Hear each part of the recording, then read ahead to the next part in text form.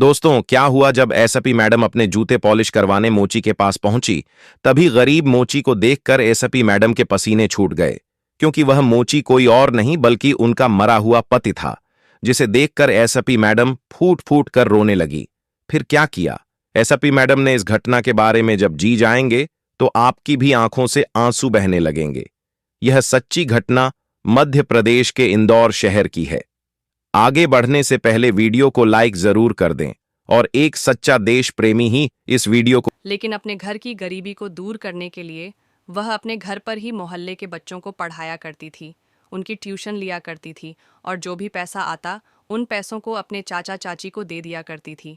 लेकिन उसके चाचा चाची हमेशा मीना को कहते कि बेटा, तेरा सपना है एसपी बनना, तो तू उसे पूरा कर, घर की जिम्मेदारियों को हम पूरा कर लेंगे जैसे तैसे।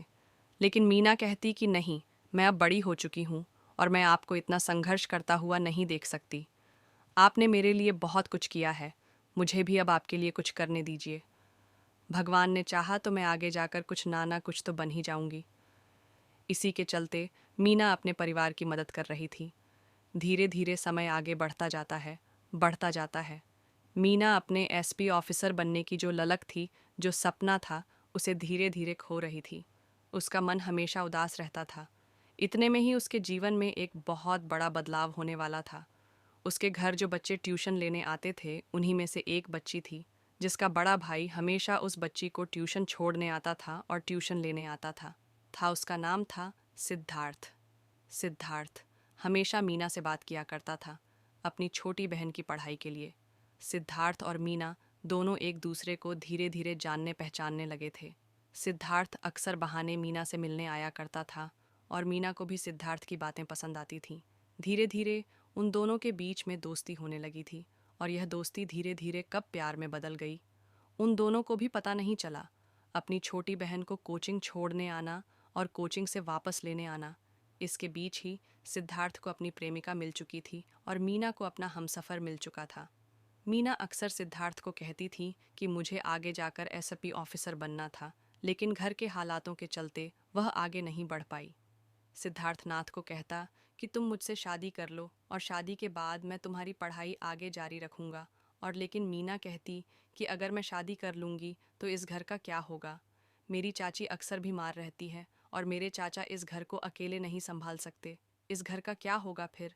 लेकिन सिद्धार्थ कहता कि तुम चिंता क्यों करती हो।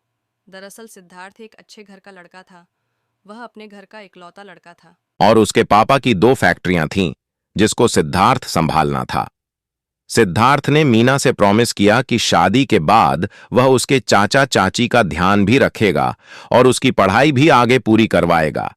इसके बाद सिद्धार्थ अपने माता पिता को मीना के बारे में बताता है और मीना भी अपने चाचा चाची को सिद्धार्थ के बारे में बताती है, जिसके बाद दोनों घर के लोग आपस में मिलते हैं और मीना और सिद्धार्थ की शादी फिक्स कर देते हैं। कुछ ही दिनों के बाद दोनों की शादी भी हो जाती है। आखिर किसने सोचा था कि मीना और सिद्धार्थ इस तरह से मिलेंगे। शादी के कुछ दिनों के बाद ही सिद्धार्थ मीना को एसपी बनने के लिए कहता है और कहता है कि अब तुम्हें अपने सपने की ओर ध्यान देना चाहिए। लेकिन मीना कहती कि मुझे ससुराल को भी संभालना है, मेरे सपने के चलते रे सास ससुर को कोई तकलीफ ना हो। लेकिन सिद्धार्थ और उसके माता पिता काफ़ी अच्छे थे, काफ़ी अच्छी सोच के थे और वे हमेशा मीना को कहते कि नहीं, तुम अब आगे पढ़ाई करो और अपना सपना पूरा करो। जिसके बाद मीना एसपी बनने की तैयारी में लग गई। उसने सबसे पहले अपनी कोचिंग ली और वह अपनी पढ़ाई जारी रखती है। जिसके बाद उसने यूपीएसएससी की सिविल परीक्षा के लिए आवेदन दिया। धीरे धीरे समय आगे बढ़ता गया। अब उसकी परीक्षा की तारीख बहुत नज़दीक आ रही थी, जिसके लिए उसको दिल्ली जा था, क्योंकि वह अपने शहर में रहकर आगे की पढ़ाई पूरी नहीं कर पा रही थी। वहाँ पर इतने संसाधन भी नहीं थे और दिल्ली में यूपीएसएससी की तैयारी के लिए काफ़ी अच्छी व्यवस्था थी। तो उसने सिद्धार्थ से कहा कि मुझे अब दिल्ली जाना पड़ेगा। सिद्धार्थ ने कहा कि तुम चिंता मत करो, तुम दिल्ली जाओ, मुझे तुम पर पूरा भरोसा है कि तुम वहाँ जाकर काफ़ी अच्छे से पढ़ाई करोगी और एक दिन एएसपी ऑफिसर बनकर ही वापस लौटोगी। इसके बाद मीना दिल्ली जाती है, उसके साथ सिद्धार्थ भी जाता है। दिल्ली जाकर मीना सबसे पहले कोचिंग में एडमिशन लेती है। कुछ समय के बाद वह अपनी सबसे पहली सिविल परीक्षा देती है, जिसका रिजल्ट जब आता है तो वह काफ़ी गदगद हो जाती है। मीना अपनी पहली सिविल परीक्षा में काफ़ी अच्छे नंबर लाकर पास होती है, जिसकी खबर सुनकर सिद्धार्थ और उसके घर वाले बहुत खुश होते हैं। धीरे धीरे समय आगे बढ़ता है और वह पढ़ाई में काफ़ी तीव्र थी। उसके सपने बहुत ज़्यादा उसके मायने रखते थे, जिसके चलते वह कभी भी अपने सपनों से सैक्रिफाइस नहीं करती थी। मी अक्सर सिद्धार्थ से बात करती थी। उसे पता था कि सिद्धार्थ ने ही उसकी ज़िंदगी में एक नयापन लाया है। इसके बाद उसकी स्टेट लेवल की एग्ज़ाम हुई, जिसमें भी वह काफ़ी अच्छे नंबर लाकर पास हुई। दोनों परीक्षाओं में पास होने के बाद मीना काफ़ी खुश थी। इसके बाद उसका इंटरव्यू होता है और इंटरव्यू में भी थी। वह काफ़ी अच्छे नंबर लाकर पास होती है, जिसके बाद वह केवल एक कदम दूर थी। एसपी ऑफिसर बनने के लिए उसे अपना फिजिकल देना था, और जिसमें भी वह काफ़ी अच्छा से अपने फिजिकल को क्लियर करती है और वह एक एसपी ऑफिसर बन जाती है। इसकी खुशी इतनी थी कि वह कुछ समझ नहीं पा रही थी। जिस दिन उसका परिणाम आया, उसी दिन वह सिद्धार्थ को मिलने पहुंची। वह दौड़ी दौड़ी रेलवे स्टेशन गई। इसके बाद वह इंदौर पहुंची, जहां जाकर उसने सिद्धार्थ को सबसे पहले यह खुशखबरी दी कि वह अब एक एसपी ऑफिसर बन चुकी है। वह सिद्धार्थ के गले लगती है और कहती है, तुम्हारा बहुत बहुत शुक्रिया। अगर आज तुम मेरी ज़िंदगी में नहीं आते तो मेरा यह ना कभी पूरा नहीं हो पाता। सिद्धार्थ भी अपनी पत्नी की तरक्की देखकर बहुत खुश था। असलियत में सिद्धार्थ ही वह लड़का था जिसने असलियत में मीना को एक एसपी ऑफिसर बनाया। उसके अंदर वह जुनून वापस से पैदा कर, उसकी पढ़ाई के लिए खर्चा कर, उसको एक गरीब परिवार से उठाकर एक एसपी ऑफिसर बनाया। इसके बाद दोस्तों, उसके चाचा चाची भी बहुत खुश थे। उसके सास ससुर भी बहुत खुश थे। जैसे जैसे समय आगे बढ़ता गया, मीना की ट्रेनिंग हुई। ट्रेनिंग के बाद वह सबसे पहले उत्तर प्रदेश के कानपुर शहर में अपनी ज्वाइनिंग लेती है। एसपी के पद पर मीना कानपुर में अपनी ड्यूटी कर रही थी। मीना ने सिद्धार्थ को कहा कि तुम मेरे साथ यहाँ कानपुर में रहने आ सकते हो, क्योंकि कानपुर में करीब 2 सालों तक मीना की ड्यूटी थी। सिद्धार्थ मीना को कहा कि यहाँ पर भी काफ़ी सारा काम है फैक्ट्री में, और वह फैक्ट्री को छोड़कर नहीं आ सकता है। जिसके चलते मीना अपने चाचा चाची के साथ कानपुर में रहने लगी थी और वह अपनी ड्यूटी कर रही थी, और उधर सिद्धार्थ इंदौर में रहकर अपनी फैक्ट्री संभाल रहा था। कभी कभी छुट्टियों में दोनों एक दूसरे से मिल लिया करते थे। इसी बीच उसके जीवन में एक बहुत बड़ी घटना घटने वाली थी, जिसकी कभी उसने कल्पना भी नहीं की। उसे थी, सिद्धार्थ मीना से मिलने के लिए कानपुर आ रहा था, जिसके लिए उसने बस पकड़ ली थी। वह बस के माध्यम से कानपुर जा रहा था, लेकिन नहीं पता था कि आज उसके जीवन में एक बहुत बड़ा हादसा होने वाला है। जिस बस से वह कानपुर जा रहा था, रात्रि में उसकी बस एक खाई में गिर जाती है, और उस खाई का बहाव बारिश की वजह से बहुत तेज़ था। जिसकी खबर जब सुबह मीडिया को मिलती है, तो मीडिया के माध्यम से मीना को भी यह खबर पहुंचती है। और जब मीना यह खबर सुनती है कि इंदौर से कानपुर आ गया करते आधी की कीर्ति हो रही बस में सवार 25 लोगों में से करीब 19 लोग उस नहर में बह चुके हैं, और कई लोगों की लाश बरामद हुई है, और कई लोगों की लाश भी बरामद नहीं हुई थी। यह सुनकर मीना के पैरों तले ज़मीन खिसक गई। वह दौड़ी दौड़ी कानपुर इंदौर हाईवे पर पहुंची, जहां पर वह हादसा हुआ था। वह एक एसपी ऑफिसर थी, जिसके चलते उसको सारी प्राथमिकताएं मिल रही थीं।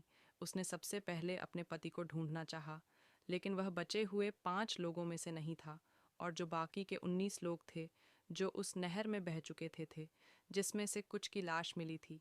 मीना ने जब उन लोगों की तलाशी ली, उन लोगों के चेहरे देखे, लेकिन उनमें उसका पति सिद्धार्थ नहीं था। मीना की हालात बहुत ख़राब थी। मीना अपने पति को ढूंढ रही थी, लेकिन उसका पति ना ही जिंदा मिल रहा था और ना ही उसकी बॉडी मिल रही थी।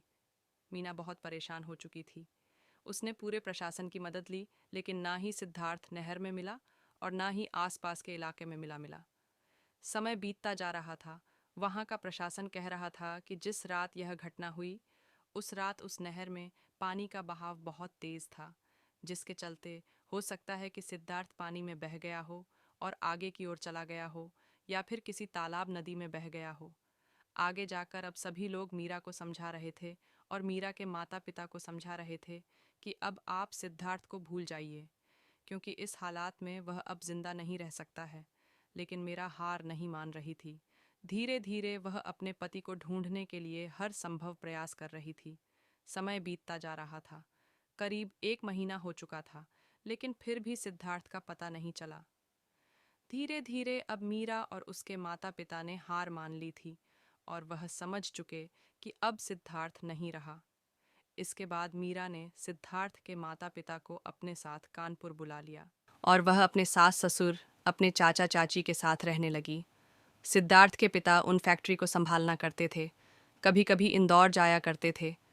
धीरे धीरे समय बीता और करीब 8 सालों के बाद एक ऐसी घटना होने वाली थी जिसके बारे में किसी ने सपने में भी नहीं सोचा होगा। मीरा अपनी ड्यूटी कर रही थी। उसकी तीसरी पोस्टिंग हुई थी और वह थी उत्तराखंड के हरिद्वार में। मीरा की उत्तराखंड के हरिद्वार में पोस्टिंग हुए करीब 10 दिन हो चुके थे। उसने अपने परिवार को भी हरिद्वार बुला लिया था। मीरा अपने ऑफिस में सिद्धार्थ की तस्वीर रखा करती थी। वह हमेशा सिद्धार्थ को देखती थी और उससे बातें किया करती थी। एक दिन की बात है, जब वह अपनी ड्यूटी पर जा रही थी, तभी वह अपने जूतों को देखती है तो उनकी चमक थोड़ी फकी पड़ चुकी थी, जिसके चलते वह अपने ड्राइवर को कहती है कि ड्राइवर, गाड़ी को किसी मोची की दुकान की तरफ ले लेना, मुझे अपने जूते पॉलिश करवाने हैं। ड्राइवर थोड़ी देर के बाद एक मोची की दुकान पर अपनी गाड़ी रोकता है, जिसमें से एएसपी मैडम बाहर निकलती है और मोची को आवाज़ लगाती है कि अरे भैया सुनो, मेरे जूते पॉलिश कर देना। तभी अंदर से एक मोची आता है जो कहता है, जी मैडम, अभी आया, आपके जूते पॉलिश करता हूँ। और जैसे ही वह मोची अपने दुकान से बाहर आता है और उसका चेहरा जब मीना देखती है तो मीना दांग रह जाती है, क्योंकि वह मोची कोई और नहीं बल्कि सिद्धार्थ था। उस मोची का चेहरा बिल्कुल सिद्धार्थ से मिल रहा था, लेकिन उस मोची के सर पर टांके लगे हुए थे जो कि साफ साफ दिखाई दे रहे थे। मीना सोच में पड़ चुकी थी कि यह सिद्धार्थ कैसे हो सकता है। जब मीना ने उस मोची से बात करी और वह मोची मीना की ओर देखा तो उस मोची ने मीना को नहीं पहचाना और कहा कि जी मैडम, बोलिए क्या हुआ। तो मीना ने कहा कि मैंने तुम्हें कहीं देखा है, क्या तुम मुझे पहचानते। तो सिद्धार्थ ने कहा कि नहीं मैडम, मैं आपको नहीं पहचाना, आप कौन हो। यह सुनकर मीना को बहुत बड़ा झटका लगता है। मीना कहती है कि तुम मेरे पति सिद्धार्थ हो। यह सुनकर वह मोची हंसने लगता है और कहता है, अरे मैडम, क्यों मजाक कर रहे हो मुझ जैसे गरीब मोची से। तभी मीना कहती है, तुम अपने हाथ की जो बाएं हैं उन्हें ऊंचा करो, अपने शर्ट की जो बाएं हैं उसे ऊंचा करो। तो जैसे ही वह मोची अपने शर्ट की बाएं ऊंची करता है तो उसे के हाथ पर वही टैटू था जो टैटू सिद्धार्थ के हाथों पर था। सिद्धार्थ ने अपने हाथों पर उसकी शादी की तारीख लिखवा रखी थी। वही शादी की तारीख उसे मोची के हाथों पर भी थी, जिसे देखकर मीरा समझ चुकी थी कि यह तो सिद्धार्थ ही है। उसे कन्फर्म हो चुका था। वह अपने पति को वापस जिंदा देखकर अंदर ही अंदर बहुत ज्यादा कांप उठी थी। उसकी आंखों में आंसू आ चुके थे। वह समझ नहीं पा रही थी कि वह करें तो क्या करें। उसने तुरंत उस मोची को उठाया और गले लगा लिया और कहा कि तुम इतने सालों तक कहाँ थे, मैं तुम्हें कितना ढूंढा, लेकिन उस मोची के समझ में कुछ भी नहीं आ रहा था। इतने में अंदर से एक बूढ़ा आदमी बाहर आया जो यह मंजर देख रहा था। उसने कहा, मैडम, क्या हुआ।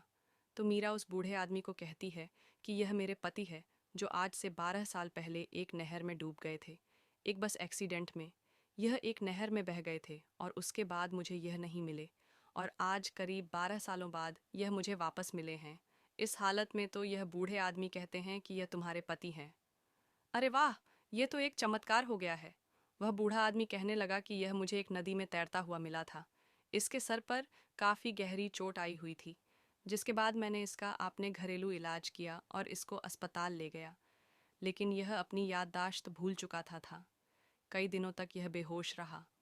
मैंने इसके घर वालों को कई समय तक ढूंढा। लेकिन वह मुझे नहीं मिले और न ही इसे अपनी याददाश्त आ रही थी। फिर मैंने इसे अपना बेटा बना लिया और यह मेरे साथ ही रहने लगा और मेरे काम में हाथ बटाने लगा। यह सुनकर मीरा को काफ़ी बड़ा झटका लगा। उसने अपने पति को वापस पा लिया था। सिद्धार्थ, यानी कि वह मोची, भी यह सुनकर काफ़ी ज़्यादा शॉक हो चुका था। सिद्धार्थ जान चुका था कि यह मेरी पत्नी है, लेकिन सिद्धार्थ की अभी भी याददाश्त नहीं आई थी। इसके बाद मीरा कहती है कि क्या मैं इनको मेरे साथ ले चलूं? तो यह बूढ़ा आदमी कहने लगा, हाँ क्यों नहीं, अगर यह जाना चाहे तो आप ज़रूर ले जाइए। इसके बाद सिद्धार्थ भी तैयार हो जाता है और वह अपने माता पिता से वापस मिलता है और अपनी पत्नी को भी वापस पा लेता है, लेकिन उसे अभी तक अपनी याददाश्त वापस नहीं मिली थी। जिसके बाद मीना अपने पति सिद्धार्थ को एक बड़े न्यूरोलॉजिस्ट के पास ले जाती है।